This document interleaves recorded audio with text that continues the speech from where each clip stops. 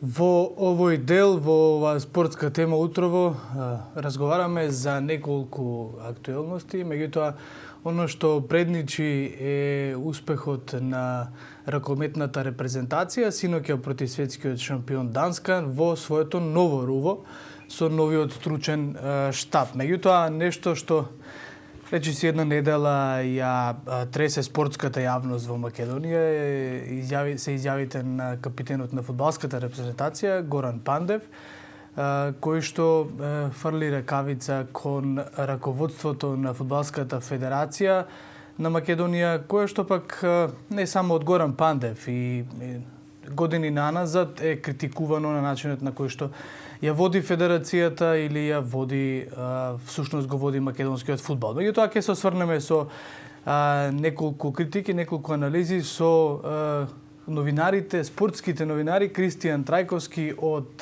Вечер и Никола Богоевски од сајтот Спорт 1. Добро утро и за двајцата. Добро утро. Никола, добро утро и поздрав за сите кои се со нас во овие моменти. Ви благодарам и на двајцата. Ајде да се осврниме на онаа позитивна вест од синоќа. Каква промена гледате во оваа ракометна репрезентација? Севте за Кире Лазаров како селектор, севте за стручниот штаб и оние ракометари кои се со него. Очигледно дека батериите се наполнати, па така Данска падна прва. Никола, ајде, јас да почнам. Честитки до ракометарите и до Кире пред се како селектор играч. Не сум јас баш нешто многу стручен, не овакво за ракомет, меѓутоа кога ќе се победи светски првак, апсолутно мислам дека остава овакво простор дека оваа репрезентација има уште што многу да покаже. Не би знаел што овакво повеќе да кажам. Мислам дека пласманот на европско е веќе заверен, така да очекувам дека меч со Лазаров да бидат се подобри на клупата и дека конечно ќе успее Кире да ја направи таа промена на генерација, без оглед што сега врати неколку ракометари. Пред се Миркуловски, мислам, после 3 години пензија, така да ќе видиме, времето треба да овакво да покаже, меѓутоа ова е добар вовед за ракометната репрезентација после тоа што се деси во Египет. Така, Трајковски? Токму така, ќе се надоврзам со Никола. Мислам дека промените се евидентни, се гледа тоа на теренот, форсираат побрза игра, мотивирани се, дали сад оваа игра е негувана и претходно од страна уште на Червар со 7-6, гледам и самиот Лазаров го форсира тоа, едноставно многу побрзо се игра, побрзи се и измените што носат резултат во самиот напад и односно поцврста одбрана при нападот на противникот. 32 или 33 гола, колку беа синоќа на надпреварот со Данска, нешто што ќе рече дека се игра атрактивен ракомет. Колку враќањето можеби на Филип Миркуловски, исто така враќањето на Манасков и на Георгиевски, како и ќе повторам уште еднаш стручниот штаб кој што зад себе претпоставувам дека Ацо Јоновски е задолжен за одбранбениот дел на репрезентацијата. Меѓутоа, колку сите враќања, овие луѓе кои што се сега во националниот дрес, можеби беа од клучна важност за она што недостасуваше во Египет? Мислам дека многу повеќе враќањето на Миркуловски, затоа што на Македонија фалеше играч што ќе пробие, што ќе организира игра, и во тој период од тие 3 години никако не успе никој да се наметне на таа позиција. И мислам дека тоа враќање овакво се покажа прво затоа што Миркуловски е исклучително борбен играч кој има знае што овакво што сака и знае како да изорганизира екипата. На страна што и Георгиевски, Манасков до јануари они овакво се уште игра за репрезентација, не се овакво не се повлеко иако не игра на светското првенство, меѓутоа мислам дека враќањето на Миркуловски е тоа што и недостасуваше на Македонија, а се надевам дека неговото сега присуство ќе помогне да се изнајдат нови ракометари кои ќе би требало да бидат влог за иднината на таа позиција на среден бек. Да, можеби во смисла на енергичноста и на борбеноста која што Миркуловски ја дава. Тоа сме го гледале години наназад во дресот на репрезентацијата. Трајковски? Тоа е тоа што може да се каже околу оваа промена што сега горе-доле се гледа многу поинтензивно на самиот терен. Самото искуство на тие играчи кои што се викаат вчера пензионирани за националниот дрес, носат тежина, каде што може би они најдобро знаат каде се најдобро најпотребни промени и го флексибираат тоа на самиот терен. Да. Можевме да видиме неколку напади каде што се форсираше од претходните ајде да кажам селектори. Едноставно тоа не беше потребно да се остави срце на терен, па макар и да загубиме. Така. Тоа вчера придонесе да извојуваме една важна победа и голема победа над светски шампион и да го горе-доле да го трасираме патот кон големиот собе. Така и едноставно нашата генерација не треба да изостави ни еден, барем во блиски иднина да изостане од големите надпреварувања. Така, по 3 надпревари, 3 победи во групната фаза, нешто што не води на добар пат, на позитивен пат и пласма на тоа европско првенство. Меѓутоа, ајде да се осврнеме на она што е ваша главна преокупација кога е спортот во прашање, тоа е фудбалот воопшто. И да ве прашам на почеток, ви изненадува ли она изјава на Горан Пандев која што капитенски директно ја го посочи првиот човек на фудбалската федерација како човек кој што нема грижа за македонскиот фудбал. Не знам дали го проследивте неговото интервју, меѓутоа изјавите сигурно ги знаете, во кој што вели дека ова раководство едноставно го начело со председателот на ФФМ Мети Седини го уништува фудбалот. Тоа е изјавата на Пандев. За волја на вистината, јас сум имал неколку обиди господинот Сејдини веднаш по нашето пласирање на европското првенство. Меѓутоа и на оние клучни надпревари со Косово и Грузија да го добиеме во утрински брифинг, не ми успеало досега.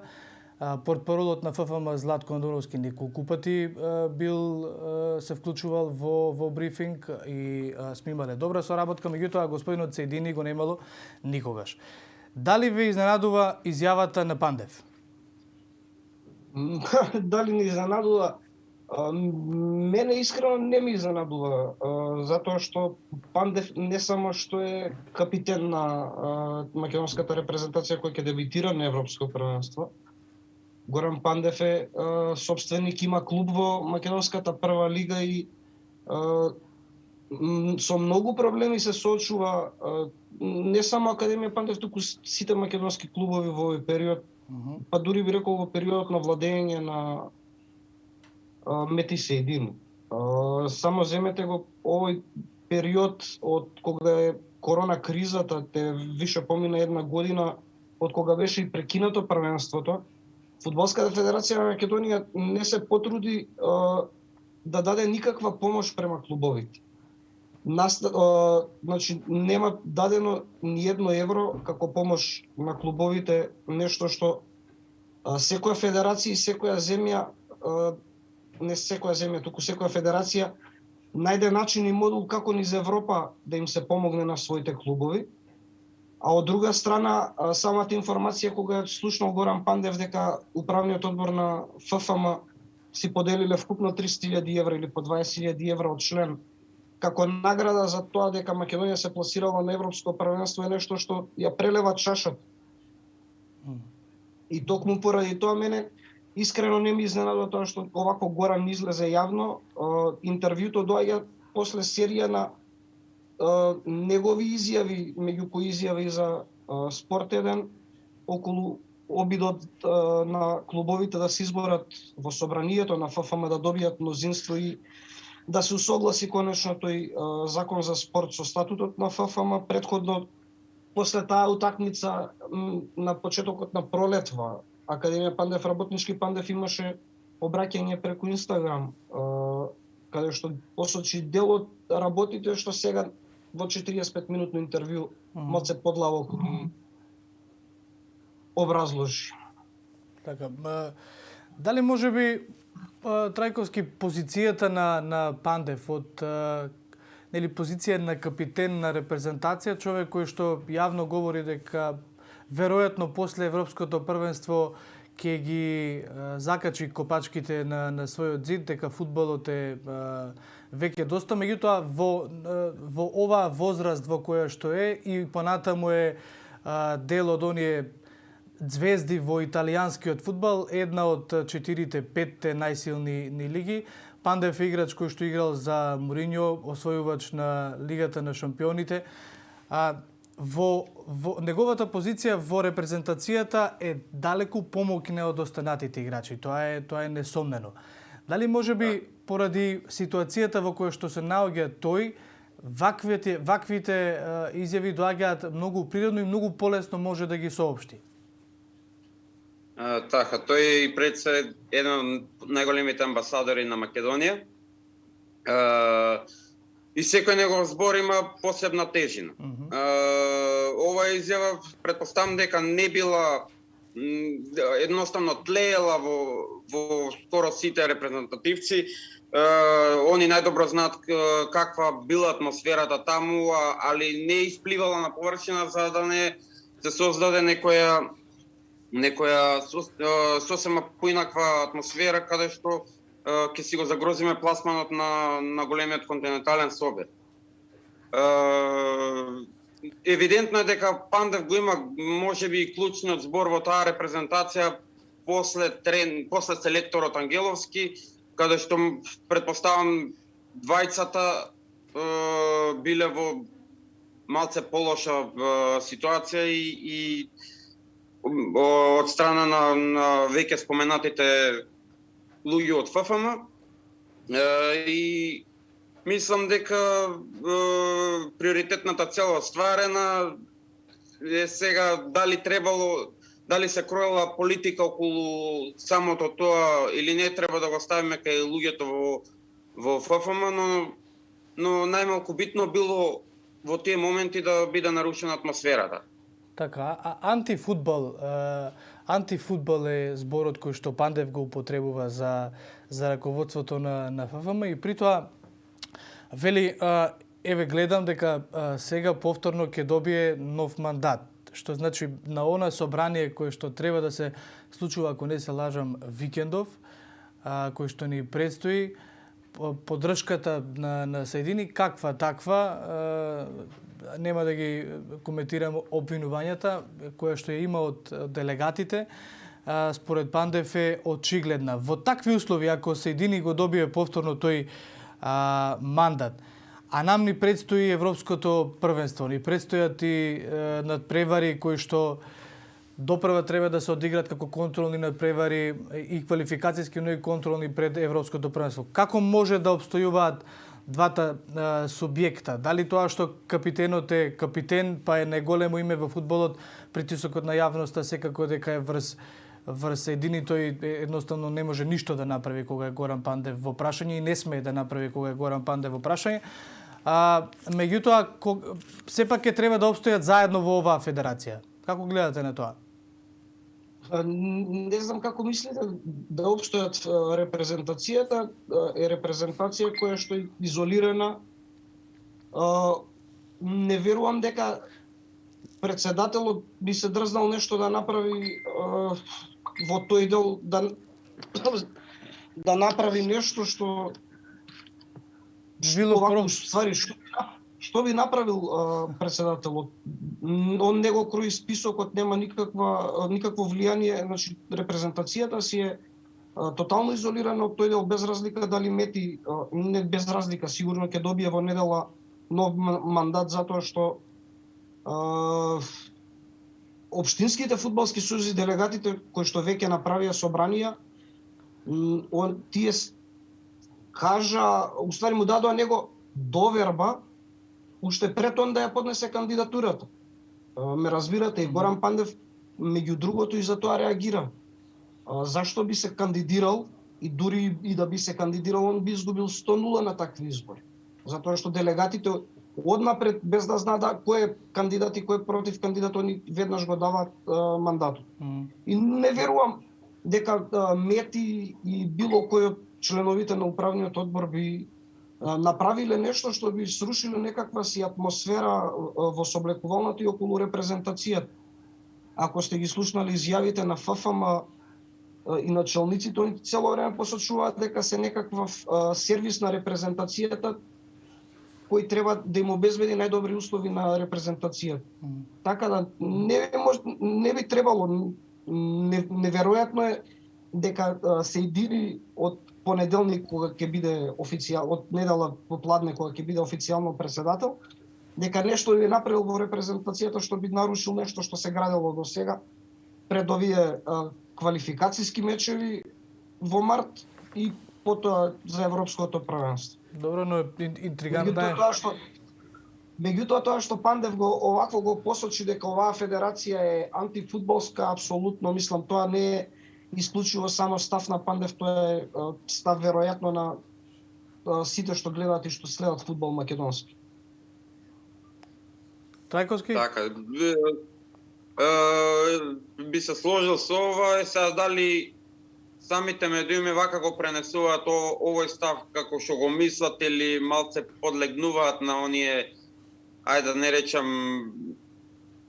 не би сакале да објават некои работи, али ова не е више јавна тајна и се знае што како се случува во репрезентацијата, така да дали ќе остане или нема да остане средини, мислам дека не би требало да се наруши тоа за европското првенство.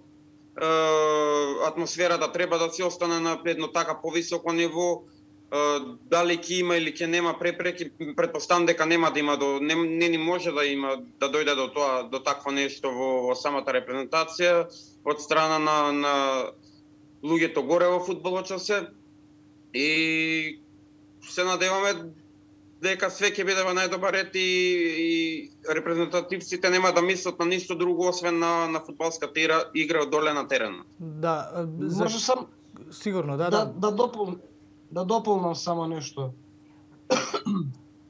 Репрезентативците се фокусирани исклучиво на стапите за Македонија и не верувам дека некој воопшто го интересира Мети Сејдини, Лазар Акиџиев и целата таа компанија во управен оваков одбор.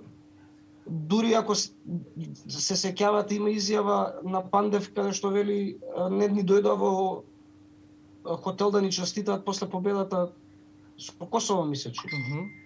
Така да нема некој кој знае каков контакт за да се наруши таа атмосфера. Таа атмосфера е градена во репрезентацијата веќе со години. Така да фудбалерите не би подлегнале на некаков притисок, нити пак би дозволиле некој баш сега во овој клучен период да им направи некаков раздор. Поготово не кога стана збор за фотели. Дури мислам дека и сите фудбалери се застанати позади Горан Пандев, затоа што он им еден вид втор татко во репрезентацијата. Најстаре поголемиот дел се млади фудбалери кои игра и за млада репрезентација. Така да, ако се сеќавате, имаше и видеа и клипови од почетокот кога се формираше оваа репрезентација, кога влезе пола младинска репрезентација во А-тимот.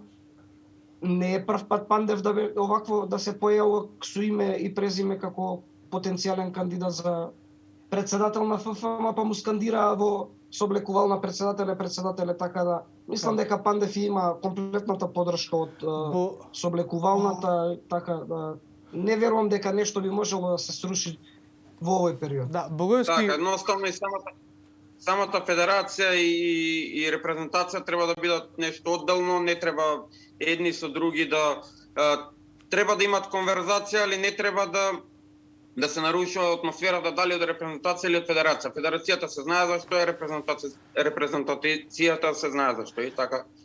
Богојовски, кога е ФФМ во прашање, кога се председателите на ФФМ во прашање, со години наназад, не е Мети Седини првиот кој што е критикуван за начинот на кој што си го присвојуваат местото председател на ФФМ, така беше и со Харалампие, така беше и со предходникот на Седини. Значи ФФМ е постојано критикувана за начинот на кој што го избираат својот председател. Ако се земе таа нивна улога во предвид и постојаните критики од пред се стручната фудбалска јавност за имиња кои што ретко кога се наоѓаат во управните одбори, во било какви одбори на ФФМ, зборувам за оние пензионирани фудбалски имиња, тука пред се нели и Панчев, и Новески, и еден куп други фудбалери. Што ја прави позицијата на Седини толку моќна за да и покрај таквите притисоци, како велат, караванот си врви? Види, Мети Седини не е нов човек во ФФМ, дојден 2019, Мети Седини му беше десна рака на Илчо Ѓорѓиовски 2013 година. Добро, сега се нашол Мети Седини, претходно биле и другите, затоа зборувам позицијата председател на ФФМ. Позицијата председател на ФФМ е моќна затоа што во најголем дел од случаите грбот и моќта доаѓа од поддршката политичка. И секогаш ФФМ бил интересен за политиката, многу помалку за спортот и за спортисти. Ние во ФФМ со години не сме виделе голем број од фудбалските легенди и од бившите фудбалери да работат во ФФМ.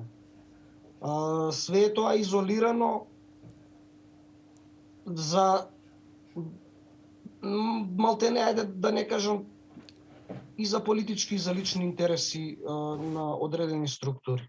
И мислам дека време е тоа што треба да се направи е прво да се смени комплетната структура на собранието на ФФМ, на начинот на кој највисокото тело функционира, кај што базата на фудбалот е изолирана. Базата на фудбалот се клубовите и фудбалерите, не може да бидат фудбалски работници во ситуацијава луѓе што веројатно немаат ни допирна точка со фудбалот.